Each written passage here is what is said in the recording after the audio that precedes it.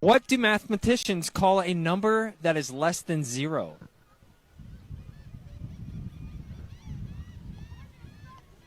Uh, 21. I know something's about to go down.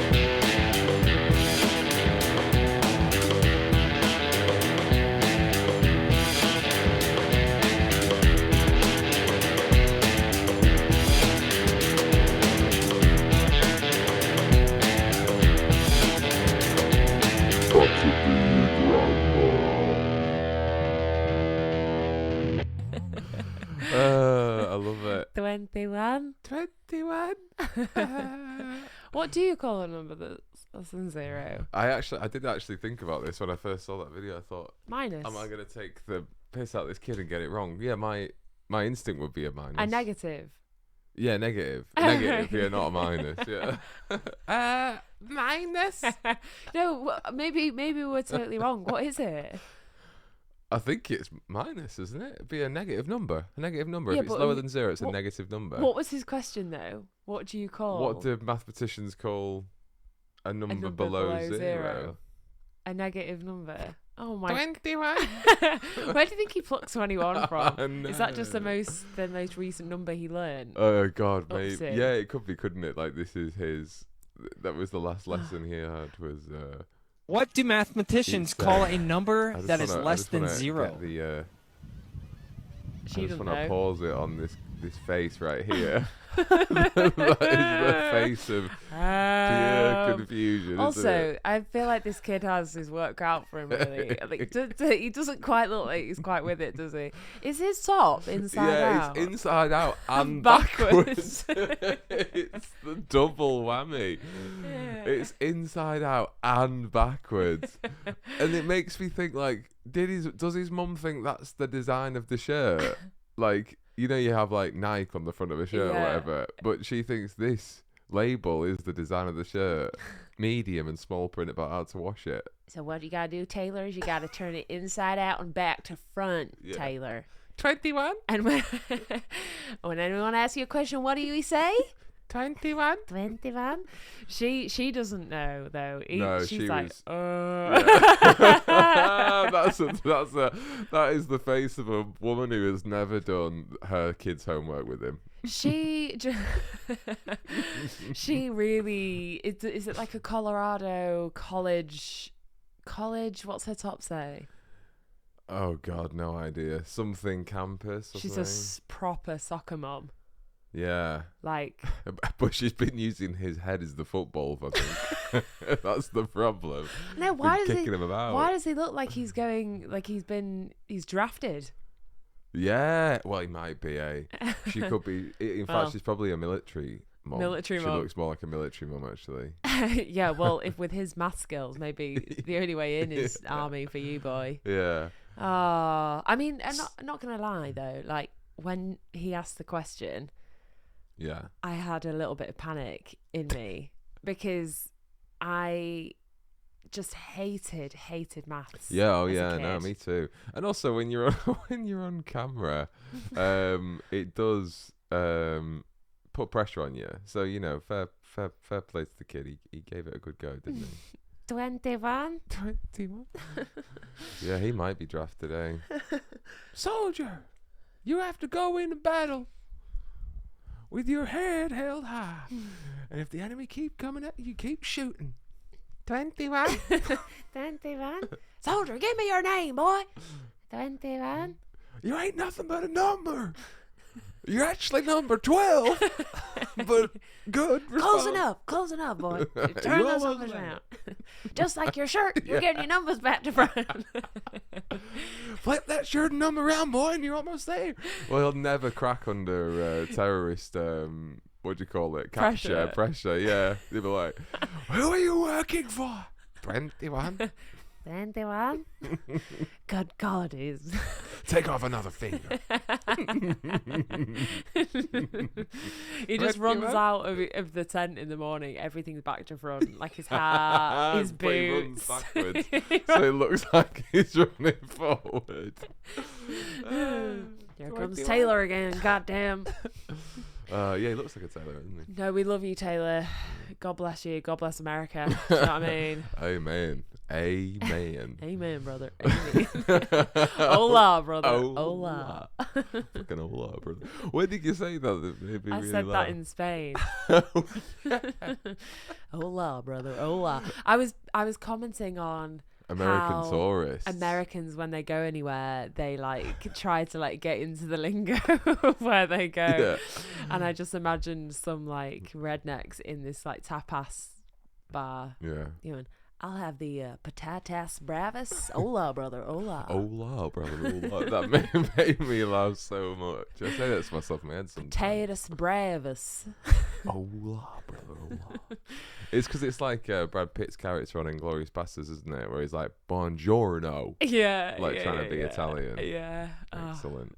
American tourists, excellent. eh? We got to thank the world for Americans, I think, because they give us a lot of entertainment, don't they? Yeah, they do. They're wild. Yeah. They're a wild creature. Yeah. So it's the era of the high necks today. Yeah, I believe We're so. both sporting a lovely wintry high look. You look great. Thanks, likewise. I wanted to ask you about fashion, actually. Oh, yeah. Now that I've got a turtleneck. You now look like you know what you're talking about when Yeah. it comes to fashion. And Oh, I yeah. just wondered, have you ever had a style? Have you ever bothered? Like, have you ever wanted to have a style? Do you think you could say what your style is now? No. I think I've always actually had bad style, terrible, because I was never really able to like afford to buy very good clothes. Yeah, me So, too. like, but I also, because I was fat, was Right. self-conscious about how I looked, so I never dressed to like accentuate the body. You dressed to cover up. So I think you could probably find some terrible photos of me from when I was from the age of sort of 10 to 18, really, in which I had terrible hair and terrible clothes. But everything was just to cover. Didn't I don't think anybody dresses well at that age though.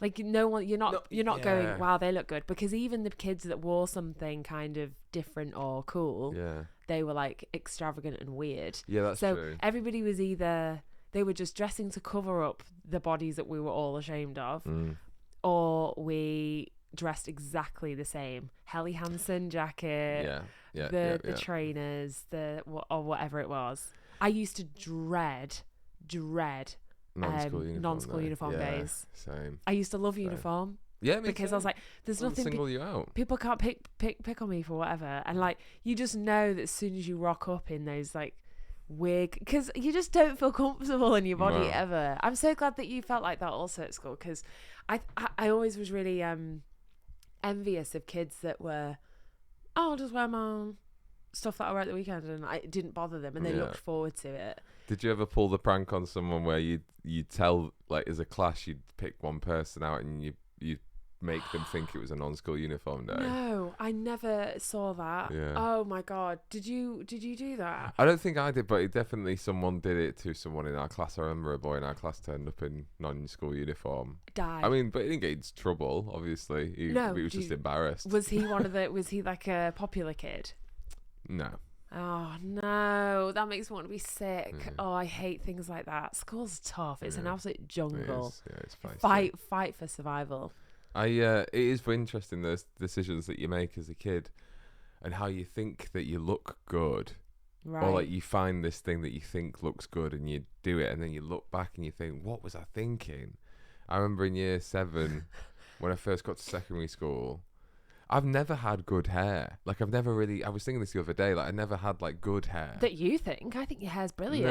No, thank you, but no, it's like, my hair's different. It's fine, and it's a bit different, a bit weird compared to everyone else's. My head shape's a bit strange. But anyway, this isn't a woe is Oh me my thing. gosh, I think everyone has these thoughts about their own hair. But like at secondary school, and this wasn't good hair. So in year 7, like, I'd have my hair cut and it would be basically like a short back and sides, top short as well, pretty much. But you'd have a long bit for your fringe here, and I'd gel it up. It was a bit like thinking of the In-Betweeners, not Simon, the other one, The one Neil? who... Is it Neil? The one who's the one who loves Carly? Oh, yeah. Simon. Is it Simon? I think it's Maybe Simon. it is Simon. Yeah. And it was like, I like gelled it up. And I remember Whoa. like some bullies used to call it like a surfing wave. Wait, did it curl over the forehead or like back? So it was like, imagine it was gelled. Yeah. So you go gel, Yeah. and then it like Oh my curved up gosh. a little bit, but unintentionally. I think Yeah. just gravity just couldn't hold. No amount of that gel could keep it up. But you remember those tubs of gel that boys used to, like the blue gel that Yeah. just Slap glue it on your head. Yeah. Oh man. And then what did they bully you for it? And then what did you do? Nothing, Did you just stop kept doing it. You kept doing it. Just You were like, went hard. screw you. Yeah. Why not? No, Was it quite triggering then the other day when I called you Johnny fucking Bravo? yeah, a little bit actually. So just to give our audience some context, we've been watching SAS Who Dares Wins recently, and I was thinking of like, what could they say to me or you that would like, what would be the thing that they would pick out about me? Because it was like there's some random little things that they say to the what are they called, the recruits. And they'll just pick on tiny little things, like something about their hair, something about their short, like if they're short or they're tall or whatever. And I thought, I wonder what ours would be that they would pick up. And I just turned to you and I went, it was so mean. I know, and yeah. I just went, I reckon they would be like, come on, hurry up then, Johnny fucking Bravo. I don't think they know who Johnny Bravo is. Oh, maybe not. But it was a good one. But it's 'cause because it you've hurt got. me. But did It made me it? cry. Because you've got luscious hair. It's a good thing. It's that they pick on things that they would probably pick That on they're things. self-conscious about. Probably, yeah. So yeah. you're actually self-conscious about my Johnny Bravo hair. Is that what it is? Yeah, I'm jealous. I look even more like Johnny Bravo today now. I'm wearing a Oh fucking my tight gosh. black jumper. You do. There we go. You've got to rock it. You've got to go with it. What do you think they could say to you that would break you? Well, I was trying to think about what's like obvious about my look. And maybe it would be something like, I don't know, like, come on. Yeah. I don't know, like lumpy, or like maybe my teeth. Or I would probably smile out of nervousness. I think. Yeah. So I'd probably be a bit like trying to do my best the whole way, and I'd be like, Yeah. and they'd probably be like, all right, fucking Cheshire Cat, or something. It's not that horrible, is it really? Yeah, but it's not a horrible thing. It's just like Yeah, because they called that bald man cue ball, didn't they? But that was quite horrible, I suppose, wasn't it? But like, yeah, I don't know. Yeah, maybe. Yeah. How do you feel about the whole tough love to get through to people, or tough love to make someone stronger? I think there's definitely logic behind it. I think there is power behind it, definitely. I think there's logic if you want people to be robots, and that works. No, I disagree. I disagree because I think, well, it depends actually. What do you mean? Are you talking about just specifically tough love? Someone being like, "Come on, you fucking idiot, get through it." Yeah, like I mean, like in terms of physical fitness and stuff. If you had a personal trainer, do you think that like that being berating like they do on SAS is a good tactic, or do you think that tactic is just better for soldiers because they have to completely demoralize them and strip them of who they think they are? They have to just be a number to do the job. I don't know. No, because I think it definitely does help you get through it though, because I think it makes you angry. I think it ignites something in you. If someone's telling you to fucking get your act together, or you're a shit house, or you're a cue ball, or you rubbish, or you Johnny Bravo, then it angers you and ignites you. It's like, fuck you, I'm going to show you that I can fucking get through this, you idiot. I'm going to push. That's good that you have that reaction to things like that. I think I would break. I'd go, that wasn't very nice, and I'm going to remove myself from the situation.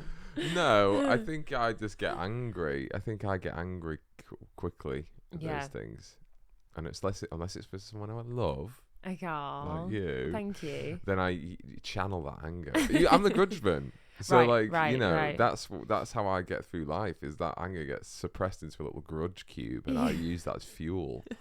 Yeah, like an oxo cube, but Yeah. just pure 100% grudge. Yeah, grudge every time. Yeah, take that grudge cube and make a grudge gravy. Absolutely. Pour it over your grudge dinner. Serve with a side of grudge. That's me, baby.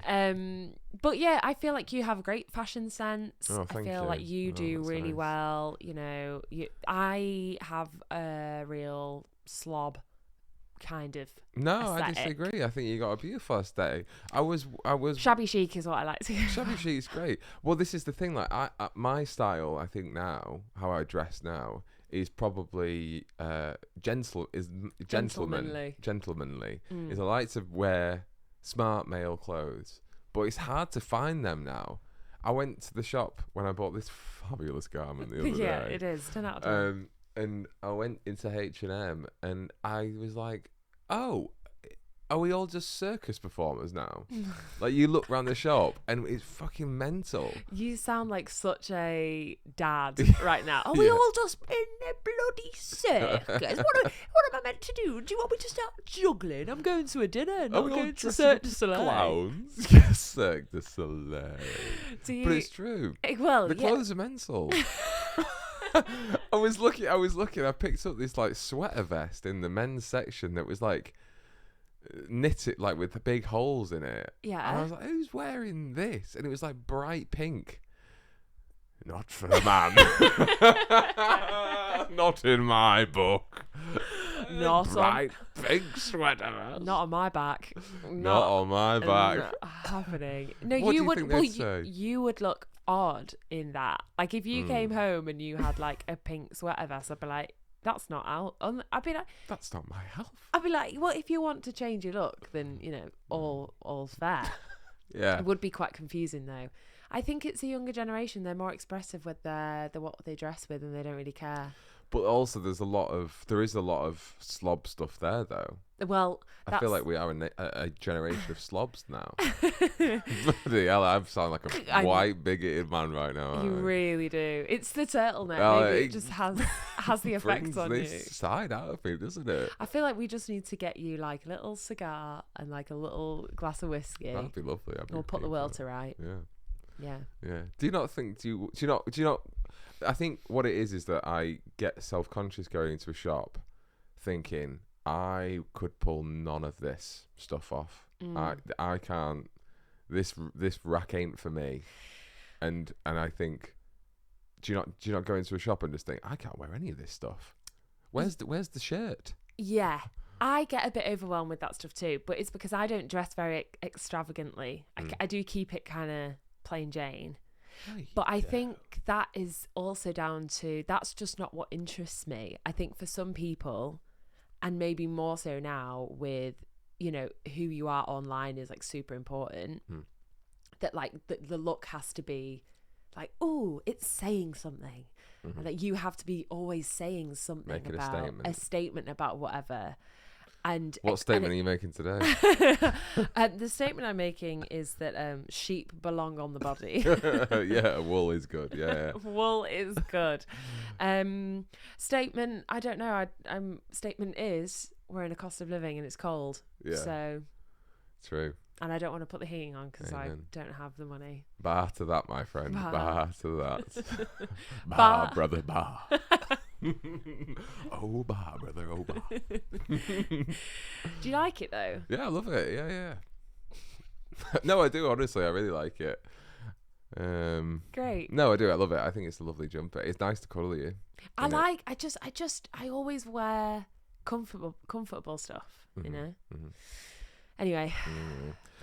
So there's this clip of an interesting plan that this girlfriend put her boyfriend on. I'm going to share with you guys how I pipped my boyfriend in real life. For those of you not in tech, PIP stands for Performance Improvement Plan, and it's what you get put on when they're about to fire you. So my boyfriend and I were having a lot of issues in the beginning, like a lot. And ultimately, I felt like we weren't compatible, even though we had a lot of love for each other. So as a last straw, we decided to do like a performance improvement plan. And before you come at me, I know it's kind of harsh to some of you, but he's an engineer, and sometimes it's really hard to communicate with him without using something that he can already relate to. Plus, he kind of liked it. So we had a shared note with daily and weekly tasks he needed to do and a set of things that he needed to work on. And it worked out really well. Like even now, for our household chores, things that he's responsible for, we use a Kanban board. That has been the only thing that has stuck and works. Like anything I need done, I just add it onto the Kanban board and he'll get it done. But if I just tell him, he'll forget about it. We also do weekly retrospectives where we check in with each other at the end of each week to see how we're doing. And that's my favorite. Oh my god! I think my dick has fallen off. I think my doesn't it? It makes my loins freeze over. It makes me so bored. Do you not think? Yeah. Is that what relationships are now? Just like improvement plans and just like plans, and just give up. Just give up. Just let the relationship go. I know. It's not working. It's fine. Don't get a performance plan because god. I know. Why don't you just go find someone that you can have fun with and everything works out? Can you imagine at the end of every day, after work as well, after you've had sex, after you've made tea, after you're like, and going, so how do you think that went then? Yeah. Do you feel good about what we just did there? Yeah. Are you feeling, like, fucking hell? How would you rate your performance on what just happened on dinner, on stacking the dishwasher tonight? And he's like, any improvements? I don't know, maybe, like 8 out of 10. Oh, interesting. Okay. Would have written it myself, but whatever. What would ours look like then? Would it? Okay, so can we actually play this out? Okay. So, I knew this would happen though. I want you to give me a improvement plan. This is going to end in heartbreak and tears, isn't No. it? Right, you're basically saying, what can you do better? What can I do better? You need to tell me all the things that I don't do enough of. No. On air. Well, maybe. In front of 13 people. It's a core audience. Yeah. You have to start with a core audience, Yeah. Al. No, I'm thinking, why don't we go through a day and be like, what can we improve on? Right. Wait. Because straight away I'm like, Oh, you've got a list ready, have you? Straight. Hair. Jumper. Right, here we go. Johnny fucking Bravo, let's go. Yeah. At 8 a.m. No. How do you think your hair's doing at the minute? Do you have anything you could change about that? So it just so I'm clear, is she doing this to go, it's about chores, or is it about... I think she said at the start of the video, I think she said they were going through a bit of a rough time. So she's, as you do when you go through a rough time with someone, is you put them on a fucking performance plan. In a relationship anyway. Oh my God. Even if a friend did that and was like... Well, a friend would be weird. I'd just get so annoyed though if it was you or a friend. Like here's this thing that you need to be better. So here's the thing. There's this plan that we can work together to get you better. I'd be like, do you just not like me? Yeah, isn't the whole part of being in a relationship that you accept the other person's flaws or the things that you find annoying, you have to just swallow them? Yeah, that's what we're all doing, baby. We're all swallowing it. Yeah. We're all giving it. Do you think we like being together? No. Do you think we don't get angry and get No. frustrated about pots on the side and they don't take the bins out, to name a few? Yeah. When they steal the bed sheets in the middle of the night. I do that. But you swallow it and then you go and get drunk. Yeah, you suck it up. You don't get to tell them what to do. No, you don't. You don't get to tell them what to do. No, you drink, you take lots of drugs, you numb yourself, you numb. Make yourself numb. You don't talk about it. You don't ever talk about it. No. You eat your feelings and you drink your feelings away and you get fat together and you die old and gross. I'm just I imagine... I know the things in my life that I don't do enough of. I know I can be a bit of a slob. Oh, well, you finally read the plan then. Good. I'm glad. I'm glad you finally educated yourself. Page 1. Yeah. Bit of a slob. Yeah. I like my default is slob, right? And I love Exhibit A.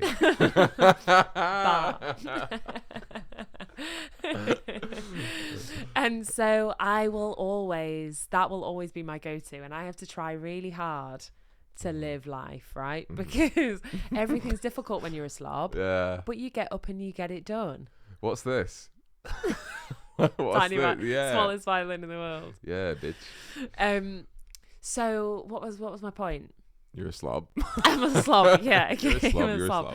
a slob. Like I know what my point was. That I know the things about me that like I can do better. Do you really want the one person that you're supposed to I have know. your back to like know. point all of those out? Yeah. Because I know of them. I don't need Yeah. you to tell me that I'm a I pig. know. Or make me feel guilty about it, because once it's out in the open as well, and you've got a fucking performance plan, and like one of the things on the list is like something like pots or doing your washing or something, and when you don't do that, you're both there with it in the air and you in the room, and you're just like, yeah, I didn't fucking do it, and now so what? Now I got to feel guilty. Yeah. God, I wonder if their sex life is dried up. Yeah, well, Sounds they've like probably it. got a little tick list that they have to go through. A what? A tick list. Oh right, yeah. A tick list. Yeah. Probably, yeah. You know, it's probably okay. So you made me come this many times. You didn't make me come that time, but it's okay. We'll try next time. Yeah. And you know, like this could have done with this, and this, and He's like, I don't know what's happened. Like, ever since the performance plan, I've just not been able to get it up. It's weird. It's like I'm under constant pressure of my performance, and it doesn't make me feel relaxed or love or want to be intimate with someone. It's really strange. Yeah. imagine treating your life like you are treated by your manager at work, I know. or in But God. it's so patronising as well. To then, because every time if I did something right and you went, "Oh, good job. You've done something good there," I'd be like, "Oh, fuck off." Yeah. Do you know that whole thing about love languages? Do you believe any of that? I don't really know much about it. What is So it? there's like 5 different love languages. I think we have spoke about this before, but you basically, I don't know how much I buy into it, to be honest, but it's basically like you have you get satisfied out of your relationships by like 1 or 2 of these things. Okay. And it varies between person to person, but you should probably know what your partner, what they respond to, what they and respond- what you yeah. respond to, right? Okay. so it's like words of affirmation, Oh, I think we have talked about this movie. gifts, Oh yeah. physical touch. I can never remember the other ones. But basically, I think it does. Money. That would make me stay with someone. Money. Yeah. When you go, I'm going for a rich old lady. Are you? Yeah. Is that the plan? Yeah. You're gonna go for a bit of a MILF. Yeah, maybe Gilf. Yeah. Because I don't want to be with them for that long. Oh, because you want to get their money. Yeah. Then I 5 years max. Yeah. And then I can be. That's a good plan, Alf. Actually, that's a really good plan. I don't know why people don't do it more often. No, I know. Actually, I don't know why we're all going with people of our own age that we're attracted to. Is beyond me. That we love and respect and yeah. like as people. Strange. Go for the money. Yeah. Do you not think? Did you never think? Did you never think? I might just go for someone that's rich because you picked the wrong guy, obviously. But like, was it never in your thought that you were like, I could just find someone really wealthy. I could just find a guy who's gonna be an accountant or an investor or a doctor or something that, maybe, between the sheets he's nothing special and between the ears he's nothing special too, but that my life would be pretty chill, pop a few kids out, never have to go to work. That honestly sounds like my worst nightmare. Yeah. Yeah, I've never been that bit. No, it's never crossed my mind at all. I think I don't, and I think it says a lot about humans that most of us don't go for that option. Do you know anyone that has though? That has gone for a person that's just rich? Gone for the money. Name and shame him. I don't think I do. No. I don't think we have, our circles are filled with those kind of people. Yeah. I know a few, and you know who you are. Yeah. Really? No. Oh. I do. There's a couple of people that you do see and you go, what's going on there? Yeah, right. What were you thinking? You must have to just sell your soul to want to, like, day in, day out be with somebody that you're not that bothered about, but you're just in it for the money. Like, money then becomes so, like, I don't want it. I'd be like, oh, I don't care about the money. I'm so depressed with this decision because sorry, I had it's like a burp. But it's not just money, is it? It's like comfort. there's a lot of that comes with it. It's like some people get very stressed about life and the fact that life is hard, really, when you think about it. You have to pay bills and make money and get food and stay healthy, and there's a lot of pressure that comes with having an income, and being with someone wealthy makes that a lot easier, doesn't it? 100%. Yeah. Money does make everything a lot easier. Yeah. But that's why it's just made up, isn't it? I don't want it. You can have it. You'd rather be with Johnny Bravo. Yeah, exactly. Than with someone. Are you a bit gutted? Because I've never had that like inclination. Some people are very like, I'm going to make money and this is how I'm going to do it.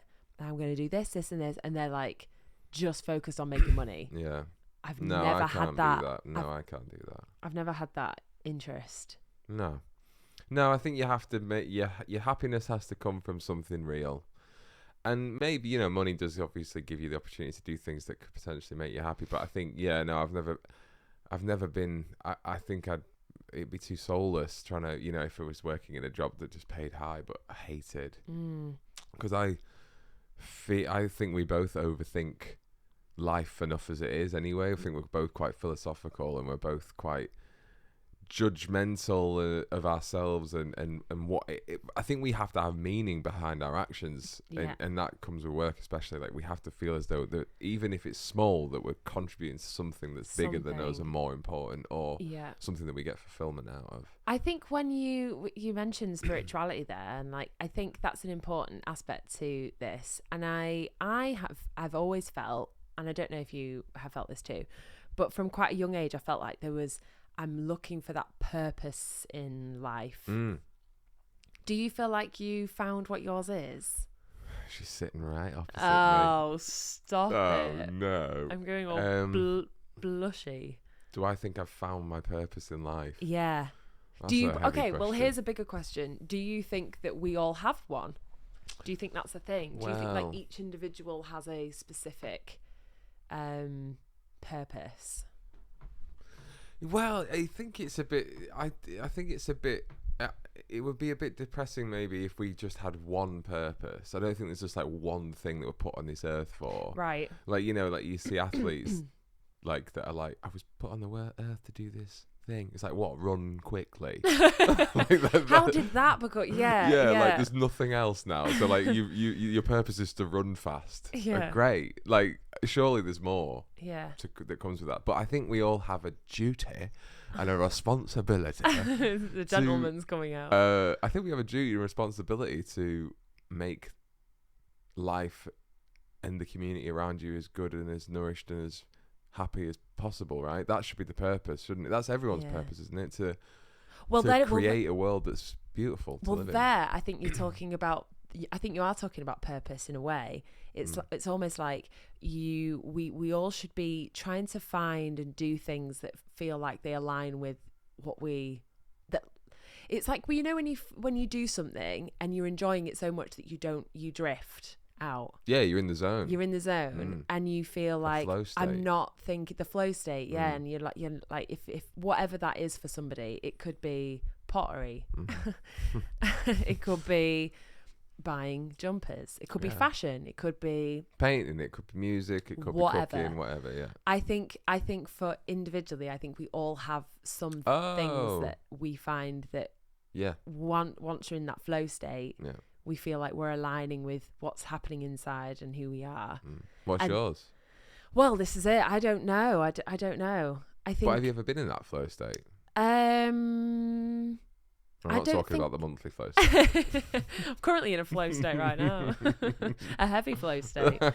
I think there's many things I have thought were me being in a. I don't know. I think that's what I'm. Where a lot of. What were the things that you thought you were in a flow state? Acting, maybe? Performing? Yeah, singing? Performing, singing. Performing, singing, comedy.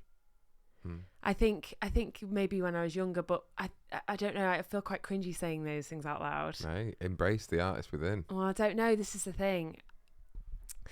I think the flow state is something that we should all be trying to look for, because once you find those things that you feel align with who you are and bring you like loads of joy, then you are living a very authentic, you can become a bit more, step into your authentic self.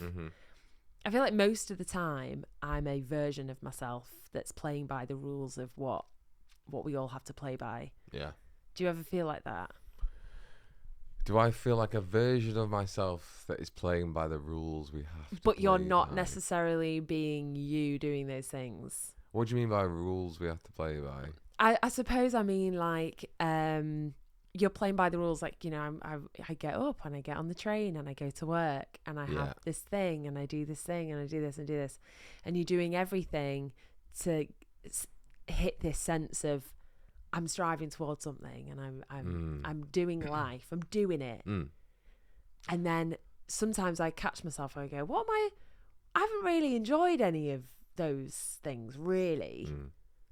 So what else can I do in my day that I feel brings me more joy? It's good for your future employers to see this clip as well.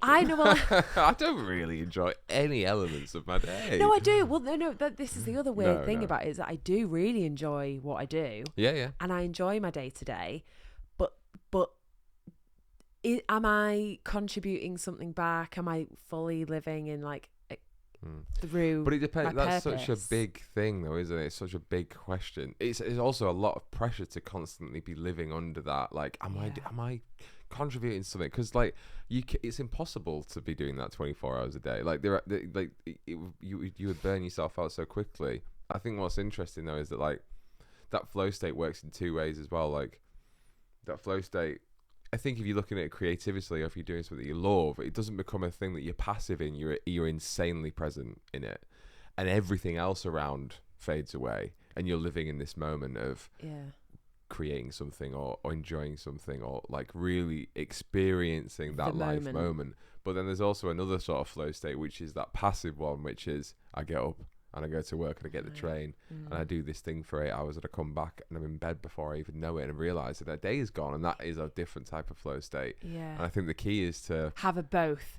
Well, yeah, but just to be present in that. Yeah. Even if it's boring, or if it's a flow state, or something, if it's something that you would usually be passive in. And like I think you it's so hard to do, to live in those moments that you think are dull. Yeah. But actually, if you do become present for them, if you live in them, then they become more enjoyable, and life becomes a little bit, better, I guess. And I also think we put a lot of judgment onto things being enjoyable or not. So I can say, I don't enjoy doing this because of X, Y, Z, but that's just my judgment on that thing. Yeah. Like if you take a whole new outlook on that, you can find joy in, I suppose, anything. That's what the whole Man's Search for Meaning book is so brilliant at highlighting, is that you can be in the darkest place.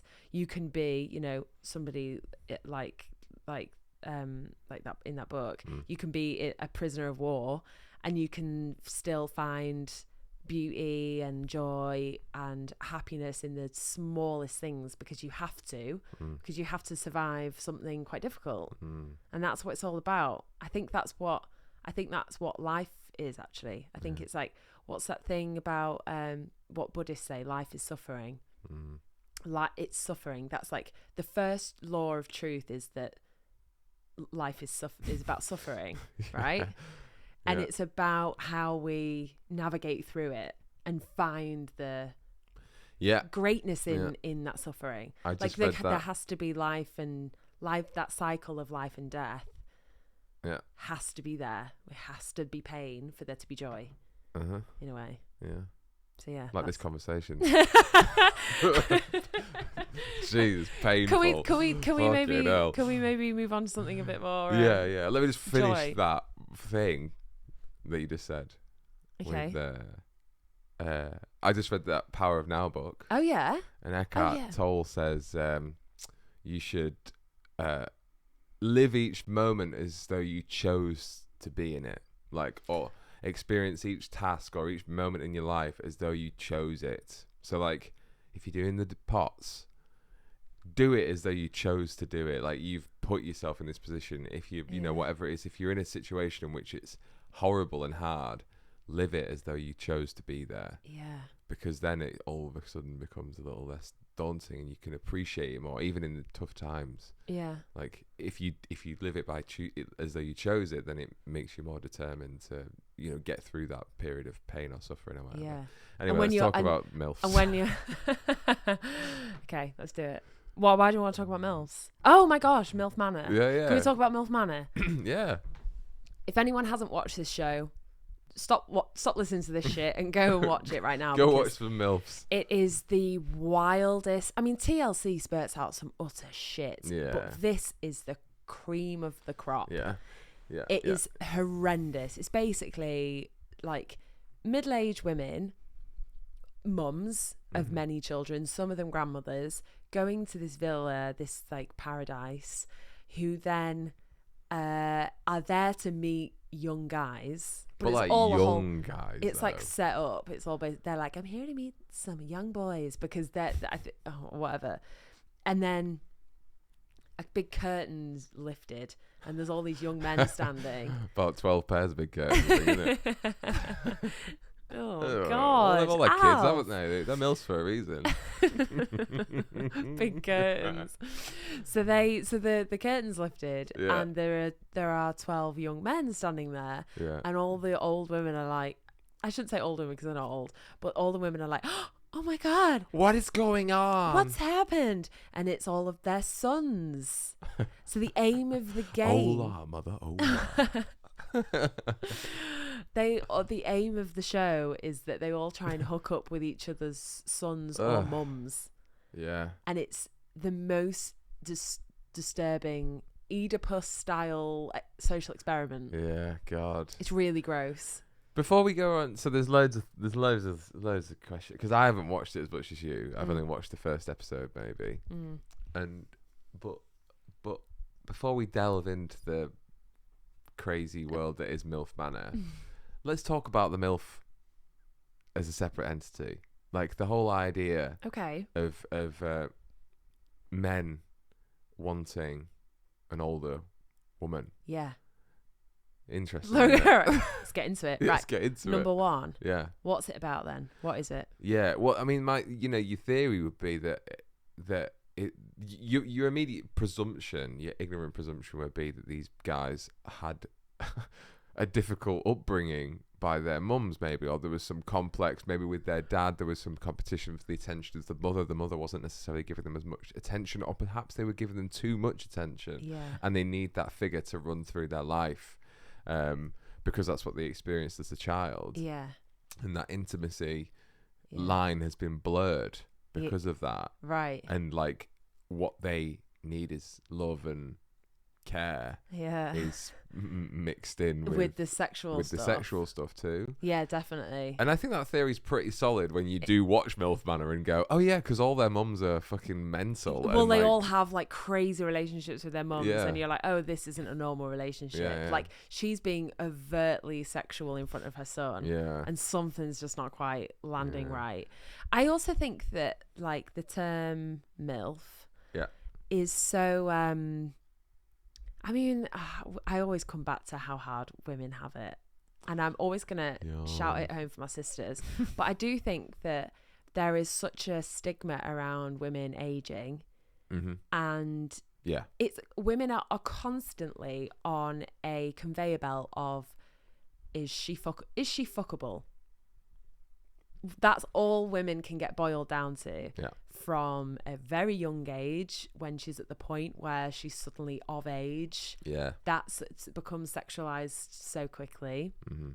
Then it's aging throughout the like 20s, 30s, 40s, 50s, 60s. Yeah. And then it's she's like, it's like women are kind of on this like ticking time thing until they're not deemed as like sexual or sexy and attainable anymore. Yeah. So I also think there's something in the whole like MILF term that's a little bit like well, it's kind of derogatory, right? Just a little bit, yeah. And very yeah, and Just a very little. like imagine if I could imagine like having sex with that. Yeah. Like this old beautiful woman of a certain age. What's Like, it's interesting about wild. MILF is that, like, so it's mum I'd like to fuck, but it implies that, like, this most mums you wouldn't like to. It's like, oh, Right. there's a mum I'd like to fuck. Like, Yeah. but every other one's like, no, I wouldn't like to do that. I wouldn't like to do that. Yeah, It's and like- and then women must feel really weird when they have kids and they're like suddenly in their, they get a little bit older. And I bet they probably are like, oh, I wonder if I wonder if he'd like to fuck me. yeah, like I wonder if people think I'm a hot mom. Yeah. You know, am I hot mom? Am I still like sexy even though I'm a mom? But isn't it weird to want to? Well, no, it's not weird to want to be a hot mum, isn't it? But those words are so strange, aren't they? Like, who you been a hot mum to? Right. I don't really think I don't know what I mean by that. In the world. I think it's because I'm confused by watching Milf Manor that, like, all these women are like, oh, I hope my boy's friends, my son's friends find me attractive. Right, And it's like, exactly. you Why should do wanna- you? Yeah, why do you care? Why do you care about that? Why is it? That's the other coin of this, is that why are those women on that show wanting to be with such immature men? Like, why is it that they're like, I like younger guys because it's probably because they, I don't know, like maybe don't belittle them, or I don't know, they have a bit more power over that rather than older guys who maybe. Or I maybe don't it's know. because being a mother is something that means so much to them that they don't. Maybe it's probably because it makes them feel old, right? It makes them feel Younger again, yeah. if they're with a younger guy, Right. Because they kind of feel like they're still they're hanging around with people that are, you know, still playing Pokemon. And they're or probably, whatever. after being a mum and being put in that position of like I'm not all of those things, I'm not attractive, I'm not sexy, whatever. It's like I need to feel that again to kind of feel like valuable in society. Yeah, absolutely. Because like society's telling me that like all I'm worth is what I look like and my sex appeal. Yeah. And if you don't feel those things about yourself, then you then look to other people to make you feel those. The show is bonkers. The it's show, so great. The only bit I really remember that I think probably made me stop watching it was that challenge they did where they had to guess their son's body. Yeah. But like, so basically the boys were all stood in a row, and some of these boys are like just 18. Like they're not. It's not like they're all like 23 or something. It's like they're still teenage boys. Yeah. And they were all lined up topless, and the mums took it in turns, one by one, blindfolded, to like rub It's sick. the abs and the bodies of these boys, and had to guess who their son was. It's so disgusting. It's like it's like hell. It's like watching hell. It's like watching hell play out on screen. It's like, what have we all come to as a society that this is entertainment? Because all the boys on there, you can kind of tell they're not quite with it. No, They're all just fame hungry, and they're sat in the, you know, those little like cut tos, and there's like the little interview bits. yeah.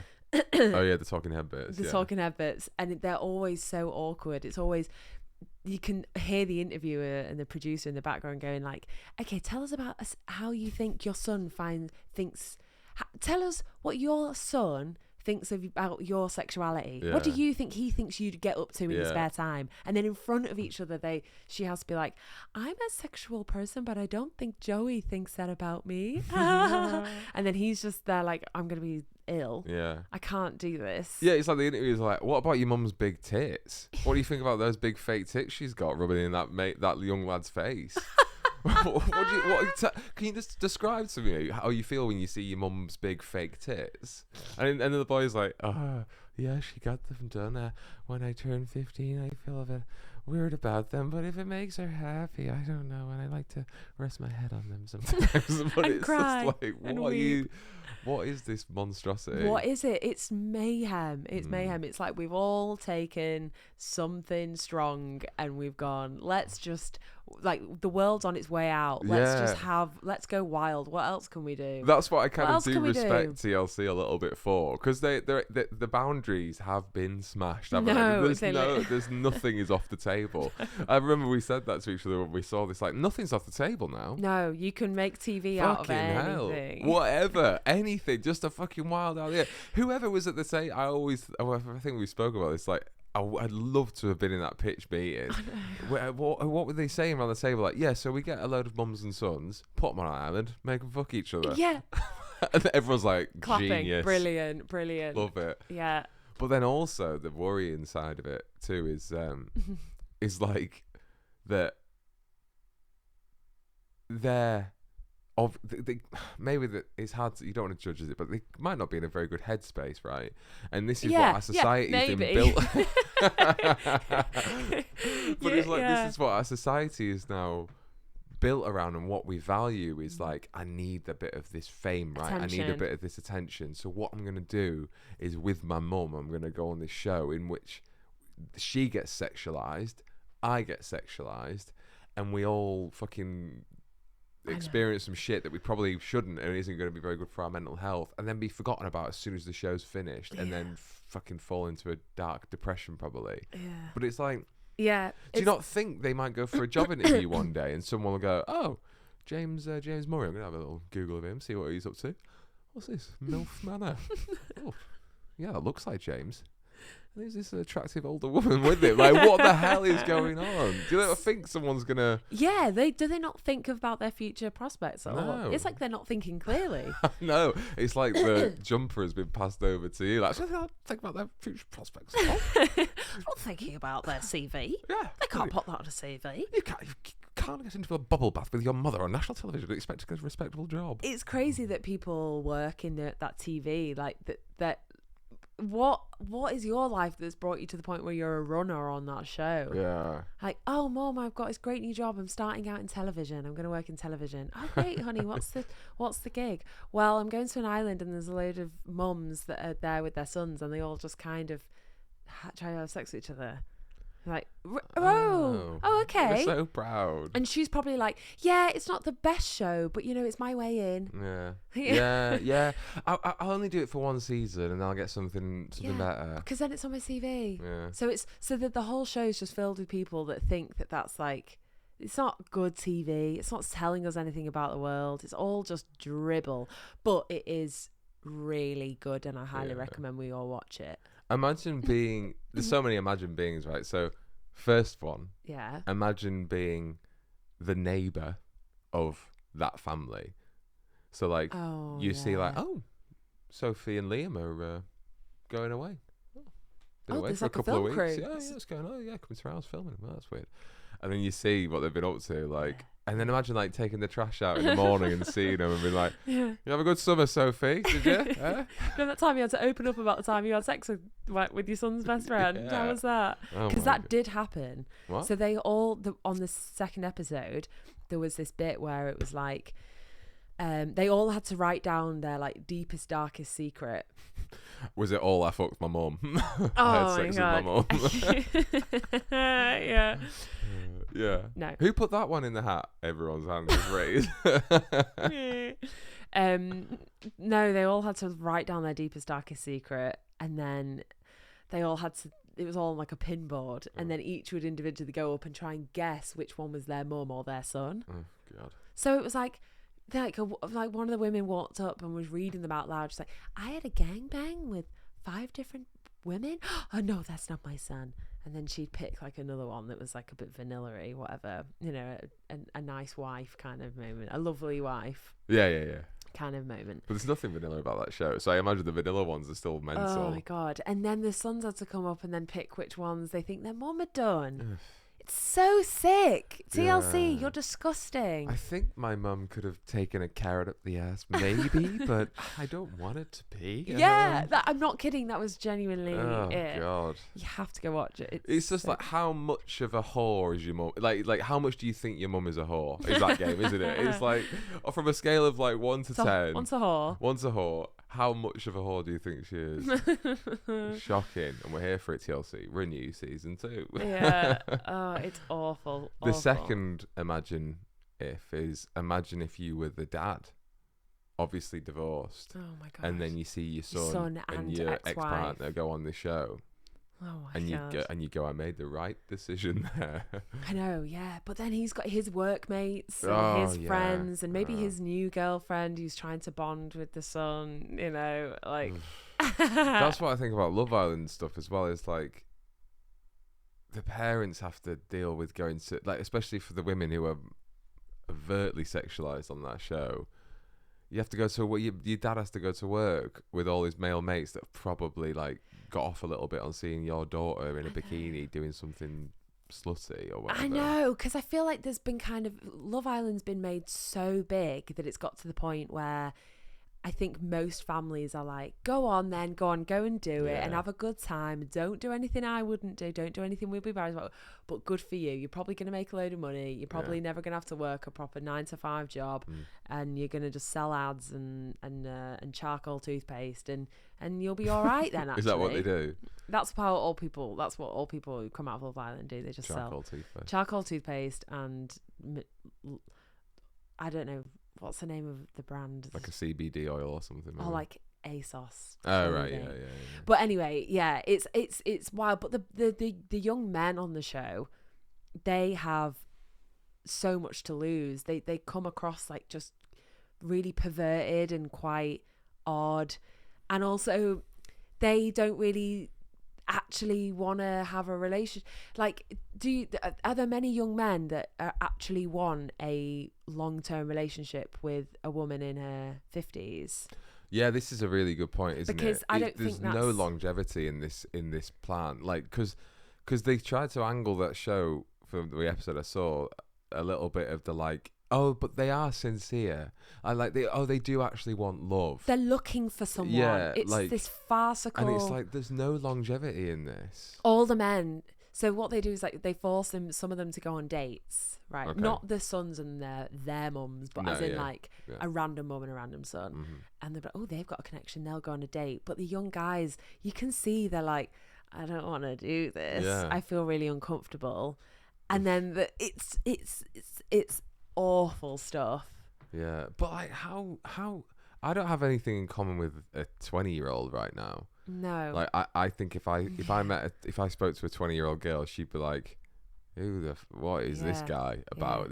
What's this old guy talking to me about? Him and his turtle. Yeah, him and his turtle. And I'd be like, who's this like young? I don't know any. Like, our languages are so different. Our context of our worlds are so different. Well, I don't know about that. Like, well, maybe, yeah. No, maybe not 20, maybe 18. Yeah, no. Different worlds, definitely. Could you go on a date with an 18-year-old boy? No, it makes me feel sick. What would you say? What would you chat about with an 18-year-old boy on a date, do you think? I'd be like, hey, how's it going? Do you like Game Boys and stuff? Or you like gaming? Do you like TikTok? Oh, maybe got his attention I'd be now. maybe I'd just be like, I like VR. And then he'd go, I like VR too. Oh, and the then I go, romance is blossoming. do you want to like go on a VR date? And at the end of the day, he's like, I feel a bit do you maybe sick. want to come back to mine and we can get And into that's it? when I go, no. And he's dear. like, I only do that on VR. Oh my I only do God. VR porn. Oh God. No, I'm okay, thank you. You go and get yourself tucked in bed and have a good night, and do well in your A levels.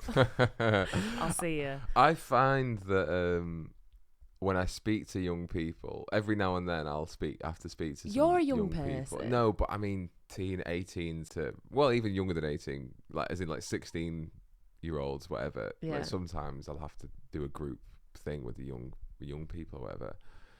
And I immediately like hear how old I sound. Yeah. Do you know what I mean? Like, yeah. and because that panic and that like questioning of yourself hits you then flap a bit more, and you just end up sounding older and uncool, and I know. And you're like, what's happened to me? Who is cool of an older age? I feel like men get away with being cooler. You kind of have to. If you're cool and you're a woman, you kind of have to be a bit hippie, I think. Yeah. Yeah. Who's a cool woman that you know? Well, I'm thinking my mind's immediately cast to Frankie from Grace and Frankie. She's a cool old woman. Is she? Yeah, she's Is she cool. a character though, or is they actually? Well, yeah, but I think she's based on kind of her loosely. Okay. Her in real life. But like old dudes are pretty cool. Like old dudes, you're like, oh, he's funny. Yeah, there's a lot of cool old dudes, isn't there? Yeah, but like, I think women get a bad rap. I already know I'm like bad. I'm not cool anymore. You're a cool dude. I'm not cool. I'm totally lame when I talk in front of young people. No. I try to get on their level, That doesn't help. Yeah. No, it doesn't. It makes it worse. You just need to be you, authentically you, and then they, I think you have to play hard to get a little bit. Do you know what I mean? Like, I think you don't have. They're not playing that on that show. No. I think you have to like be. Yeah, you have to like not stoop to their level, as in like not try and please them. Yeah. You have to be yourself and just be chill. Who knew this episode would turn into an advice column about how to talk to young people? I know. Oh my God, I'm disgusted by my own voice. I don't want to hear it anymore. Just chill out, be yourself, and that 16-year-old will be putty in your hands. Like, who's struggling to speak to young people? Like, it's an actual problem in the world. Well, we've covered it anyway. So Well, there you go. So tick. We can tick that off our to-do list, our improvement list. Yeah, absolutely. Should we finish with some? We've got loads of videos. So this is the kind of young person that I want to be. Yeah, this is the sort of person that I wish I was when I was young. Yeah.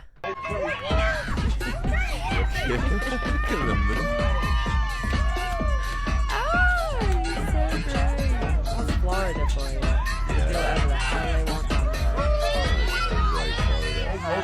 there. See, she doesn't look cool. No. But he does. That's really cool. And I love that arm movement. They're responsible parents because he's only had one line of coke. It's his spring holiday, school holiday, and they've been responsible. And it's just, we'll give him one line. Yeah. We'll let him dance to a couple of tunes, and we'll get him in bed. He is such a cool little dude, and he honestly looks about 5, maybe less than that. Yeah. The little the shorts that are long, they are they scream working class family. Wow. Whoa. Do you know what maybe. I mean? No, I think what they scream to me is it's Wait, I like them, I but think they it don't see them screams- very often. kids to me, like little boys wear long shorts. They do. What are we talking They about? do. No, because I've got a point. There's a point Okay. to this, right? There's a point. I'm just sorry. I just started by going long swimming shorts on children. What's working class? I don't know why I think Yeah, that. you're such a bigot. And then you go, no, you know what they say to what was it? No, what long shorts say to me? If you hear me out, right? Long shorts scream young boys, as in when you're a young boy. Young boy. Come and get into these long shorts. No, when you're a young boy, your mum would buy you long shorts, swimming shorts, because you're a young kid and you don't want to be in small little swimming shorts. Stick with it. Okay, yeah, I'm with you. Right, but you have to grow out of that because we've all seen them, men who wear those long shorts. Yeah, they don't look right. Icky. It's icky. If I see a guy and he's wearing really long Swim shorts. I'm like, ooh, Yeah. get them off. Imagine if I came out now, men in long swim shorts, working class. Right, Working class yeah. scum. No, imagine if I came out in long swimming shorts, you'd be so turned off. I know. I'd be like, get them off now. Yeah. Those billabongs. Yeah, you'd just be like, "Are you a child? Yeah. Are you an 8-year-old boy?" And then you start doing that dance. And You're like, "Okay, fair enough." He's got moves. He's pulling me back. Yeah. No, so- only young kids. So what the message is from this is Atrocious conversation. if you're a young boy, you can wear long shorts. But if you're a man, think about it. Don't do it. Don't think about it. What do you think is an appropriate short for me to wear now at my age? Nearly There's a 30? line, isn't there? Because I think like between the knee and the groin, right? Mm-hmm. That space in there. If it's too near the knee, it looks weird. Yeah, icky. Yeah, icky. Yeah. You borderline icky. Mhm. But then if it goes like past like mid thigh, Mid thigh. I think it's icky. If it's too short. You're pointing to quite high. That's not mid like thigh. what would you to me. call that point of your body though? I'd think of call the that word. upper thigh. Okay, sorry. Yeah, so your upper thigh. Yeah, Then it's odd as well. So because you've got to see your quads a little bit. Got to be there. Mm. Yeah, it's got to be in the middle. What about banana hammocks? Are they ever acceptable? No. They're acceptable, but on me, are they ever acceptable? 100%. I don't think they should be acceptable now. What was if? Because do you remember on holiday sometimes you would see those dads that would wear banana hammocks? Yeah. Like, would you ever let me wear a banana hammock on No, holiday in my absolutely kids not. in front of my kid? Like, what are you doing to I those swear, children? you're wearing such little clothing Mm. in front of people Yeah. in public. And you're basically saying, like, I'm not going to show you my dick, But I'm I kinda want everyone to be aware around this pool that it's there. Yeah. Yeah, because you're not showing skin, but you can see it. Yeah. Oh, yeah. It's if anything, it's more graphic. Yeah. Because it's bright yellow. And it's also like it's like held in. You know? Yeah. It's like it's It's tight. like bulging, the tension. You can hear the shorts, the little creak of them holding the weight of the balls in. Yeah, it's not okay. Stop doing No. it, guys. But you know, if you're in Brazil, you know, it's because you want to get Tan booty. You want to get tanned, so you know. Mm. You got to think about that. Lots of things true. you have to think about in life. I do remember when we went to holiday in France a lot, and if we went to like the campsite pool or whatever, just always men in. Yeah, I them. remember my dad wearing one. What? Yeah, I think it's a generational thing. I think guys thought it was all right back then, but now it isn't. Now it's a crime. Yeah, And it is you a should crime. go into toughest prison It for should be a it. crime. Yeah. You know, it's not good. It's like what's the equivalent for a woman? A really skimpy bikini. Yeah, kind of like a string bikini. Yeah, But you know, that's all right, isn't it? We won't say no to them. they can stay. Yeah. Would you go on a nudist beach? I think we should. I don't think I could. I think we should conquer some fears about being nude in public. Because, you know, that's a big fear of mine. Yeah, because it holds you back every day. I can't go outside. You know, we were talking about, you know, doing things that align with who you are. I think walking around nude on a beach would be up my street. It would be up your street. I'm only joking. I think I'd like to push myself to see if I could do it and not be just beside myself with, like, but there's something. I'm going to die. I'm so grossed out by my own body. I get what I imagine a lot of people do it. I get it. There's something liberating about being naked in public. Yeah. Liberating, just being human and you as an animal on this planet, as we would have been intended to be on this thing. But also, I think there's also something weird about it, as in like, just fucking play by the rules a little bit. No, but this is my point, is that like clothes aren't rules. Like, we were born in the world with nothing on. Yeah. Our natural state is we should have nothing on. I think artwork that displays like the naked body is always super powerful. Not to sound like I sound so wanky. Give me that. I'm gonna pull that. I'm gonna pull that clip out and just play that to you on repeat. Oh my god, I'm gonna be sick. I think artwork of nudes is actually quite powerful. It is though. Like when you see loads of naked people, you're like, oh my god, naked bodies are like so normal. Powerful. But they are. But it's weird. You're like, oh my god, like lumps and bumps and ooh. Yeah, but how hard is it just to wear a pair of shorts or a bikini? Like, that's what I mean. It's like, it's not hard, is it? You're so prudish though. No, why, but I'm why not. Don't you It's just be just naked? like just have it. Just put them on. People who who like to spend their time being nude probably look at us and they're like, ew, why are you so self-constrained by Maybe, yeah. that sheep like? But you never see really attractive people on nude beaches, do you? It's always gross people. Yeah, because I feel like attractive people are a bit cursed, actually. Why? Because you can't be yourself, actually. What do you mean? So like, Because you'd be desired too much. no, I just think that they're then if you're attractive, you're constantly thinking about like, really attractive people. All they talk about and all they think about is how attractive they are. Yeah. They're not running around letting everything hang out and be, Yeah. No, they've been selfish, keep it away from us. They all have. staring They're at it. constantly. Show us. Show it to us. If you think you look so good, why don't you just prove it? Yeah. They're like This is me on a nude beat. they're the most self-conscious of all of us. Yes, maybe. And Oh, that's an interesting point. And I think that people who are like, I'm not a 10 out of 10, and I've got things and I'm going to enjoy it, and they're more free with their bodies, and I respect that. Interesting. That's why I want to do it. Would you feel weirded out if you were on a nudist beach and it was just you and an older man, and he kept walking by, just Looking at me? Yeah, oogling the girls. I think if it was just me and a man, I'd feel threatened. Yeah. But that's just the history of being a woman, being in a space with a naked man. How do you think there probably is some level of threat there? Probably. Would you be threatened if there was just me and a man? Yeah. No, I wouldn't. If he stared at me, I'd be a bit weirded out. It's like that whole episode on Bob's Burgers, you know, and there's like the naked Olympic Games on the naked beach. They do like the naked games. Yeah.